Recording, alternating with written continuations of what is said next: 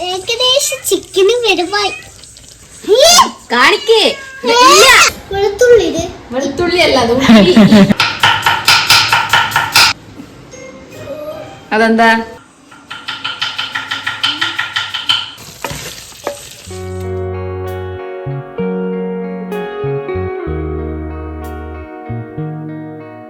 Eden തോട്ടത്തിലെ പുതിയൊരു വീഡിയോയിലേക്ക് എല്ലാവർക്കും സ്വാഗതം. കഴിഞ്ഞ ദിവസം എൻ്റെ ആങ്ങള വന്നിട്ടുണ്ടായിരുന്നേ. അവൻ വന്നതുകൊണ്ട് തന്നെ ഏട്ടൻ രാവിലെ തന്നെ പോയി കുറച്ച് ചിക്കൻ മേടിച്ചു. അപ്പോൾ അന്ന് ഏട്ടനെ മറ്റൊരു സ്ഥലത്ത് പോകാനുള്ളതുകൊണ്ട് ഏട്ടൻ പോയി. അതുകൊണ്ട് വീഡിയോ ഞാനും അനിയനും അങ്ങോട്ടും ഇങ്ങോട്ടും മാറി മാറി എടുക്കുകയായിരുന്നു. അപ്പോൾ അതിൻ്റെ ഒരു ഫുഡ് ഉണ്ടാക്കുന്ന ചെറിയൊരു തിരക്കിലാണ് ഇപ്പോൾ. കണ്ണുകൂട്ടിയിട്ടാ ഇല്ലെങ്കിൽ എൻ്റെ ഭാഗത്ത് എക്സിക്യൂട്ടീവ് ഷെഫാകാൻ ആഗ്രഹിച്ച് ലോജിസ്റ്റിക്കൽ സ്റ്റെക്കായ ഷെഫിൻ്റെ സവാള ഗിരിഗിരി.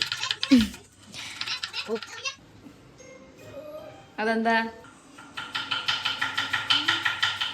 മാമൻ ഉള്ളി കുടിക്കുന്ന വെള്ളം വേണം. അപ്പോൾ ഇനി നമുക്ക് ചിക്കൻ കറി ഉണ്ടാക്കിയാലോ?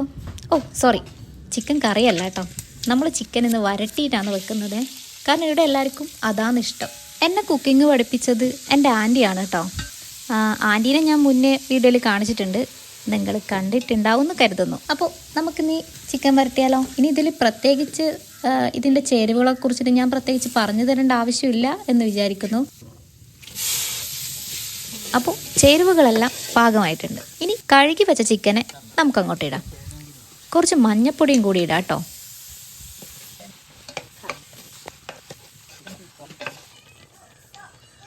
അപ്പോൾ നമ്മൾ ചിക്കൻ ഇപ്പോൾ ഏകദേശം വെന്തിട്ടുണ്ടാവും. ഇത് വറ്റുമ്പോ കളർ മാറും.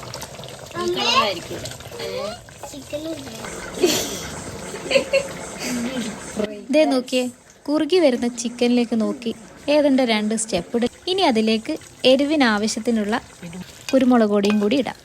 അപ്പോൾ ചിക്കൻ്റെ ചാറിപ്പോൾ കുറുകി അതിൻ്റെ അവസാന ഘട്ടത്തിലേക്ക് കിടക്കുകയാണ്. കുറച്ച് മല്ലിയില ചെറുതായി അരിഞ്ഞ് ചേർക്കുക. മല്ലിയിലേൻ്റെ കാര്യം പറയുമ്പോഴാണ്, എൻ്റെ ചെറുപ്പകാലത്തൊന്നും ചിക്കൻ കറിയിൽ ഈ മല്ലിയില ഇടുന്നതൊന്നും ഞാൻ കണ്ടിട്ടില്ല കേട്ടോ. മല്ലിയില ചേർക്കാത്ത ചിക്കൻ ഉപ്പില്ലാത്ത കഞ്ഞി പോലെയാണ് അല്ലേ? ഏകദേശം ചിക്കനും വരുമായി. കാണിക്കേ കുറച്ച് ടേസ്റ്റ്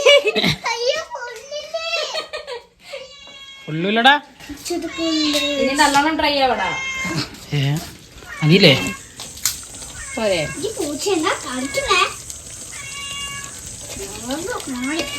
അതില്ലേ ഇനിയിപ്പോ ഒന്നും ഉണ്ടാവൂല. കൈ കഴുകു.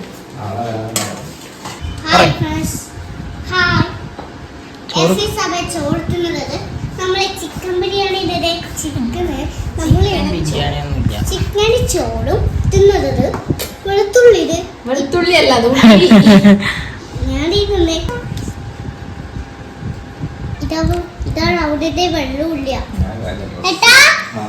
വെളുത്തുള്ളി. ഞാൻ ചോറ് കഴിക്കട്ടെ. ഞാൻ ചോറ് കഴിക്കട്ടെ.